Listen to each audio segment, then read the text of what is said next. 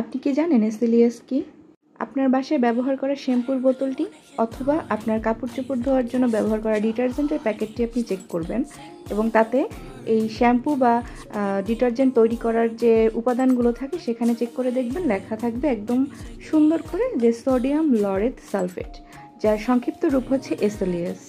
আর এই এসএলইএস এর কাজ হচ্ছে পরিষ্কার করা, ফেনা তৈরি করা এবং ফেনা তৈরি করে ময়লা কাপড় চোপড়কে পরিষ্কার করা অথবা আপনার চুলে যে অতিরিক্ত ময়লা থাকে সেটাকে পরিষ্কার করে ফেলা।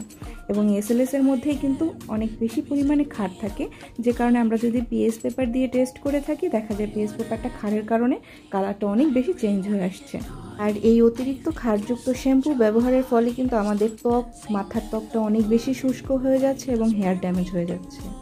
আর আপনারা যদি আপনাদের হেয়ারটাকে ড্যামেজ কন্ট্রোল করতে চান এবং অতিরিক্ত সালফেটযুক্ত কোনো শ্যাম্পু ব্যবহার করতে না চান, তখনই আপনারা বেছে নিতে পারেন ওমিস অর্গানিক শ্যাম্পুটি। আমাদের এই শ্যাম্পুতে কোনো প্রকার ক্ষার আপনারা পাবেন না। এখনই আপনাদেরকে আমি একটা টেস্ট করে দেখিয়ে দিচ্ছি। আমি একটা সাবান নিয়ে নিয়েছি এবং সাবানের ব্র্যান্ড আমি এখানে আপনাদের কাছে তুলে ধরছি না, কারণ এটা আমার হয়তো ঠিক হবে না তাই, বাট আপনাদের দেখিয়ে দিচ্ছি যে একটা মুখ ধোয়া বা গায়ে দেওয়া সাবানে কি পরিমাণে ক্ষার থাকে এবং আমার শ্যাম্পুতে কতটুকু ক্ষার আপনারা দেখবেন। আমি প্রথমেই সাবানটাকে টেস্ট করে আপনাদের দেখিয়ে দিচ্ছি। এখানে একটু পানি দিয়ে নিতে হবে এবং পানি দিয়ে তার উপরে হচ্ছে পেপারটাকে রেখে আমাকে টেস্ট করে নিতে হবে যে এখানে পিএস মাত্রা কত। তো দেখতে পাচ্ছেন যে সাথে সাথে কাগজের কালারটা কতটা পরিবর্তন। তো আমি অনেকটাই অবাক হয়েছি যে এই সাবান কিন্তু আমরা অনেকেই মুখেও ব্যবহার করে থাকি, অনেকেই আমরা ফেস ওয়াশ এখনও ব্যবহার করি না।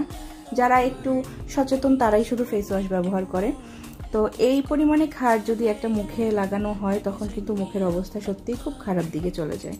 তো এখানে দেখতে পাচ্ছেন ক্ষারের অবস্থা মোটামুটি হচ্ছে কি 8-এর মতোই দেখা যাচ্ছে, যেখানে আমাদের থাকা উচিত 6 কিংবা 7, মানে মুখের জন্য মিনিমাম 6 থাকা উচিত, 7 পর্যন্তও না। এখন হচ্ছে আমি আমাদের শ্যাম্পুটাকে একবার দেখিয়ে দিচ্ছি আপনাদেরকে। আমাদের শ্যাম্পুটা কিন্তু টোটালি সালফেট মুক্ত একটা শ্যাম্পু, ক্ষার মুক্ত, যে কারণে আমরা সবসময় বলে দিই যে আমাদের অর্গানিক শ্যাম্পুতে কিন্তু ফেনা খুবই কম তৈরি হবে। আপনাদের স্কিন টাইপ বুঝে কিন্তু আপনাদের উচিত শ্যাম্পু ব্যবহার করা। আর আপনারা দেখতে পাচ্ছেন যে আমাদের শ্যাম্পুটাকে টেস্টের মাধ্যমে যে কোনো প্রকার ক্ষার কিন্তু আমাদের শ্যাম্পুতে ধরা পড়েনি। যখনই কোনো ক্ষার বেশি পরিমাণে থাকবে তখন কিন্তু পিএইচ পেপারটা একদম সবুজ আকার ধারণ করবে। আমাদের এখানে কিন্তু পিএইচ পেপার এখন সবুজ রং ধারণ করেনি।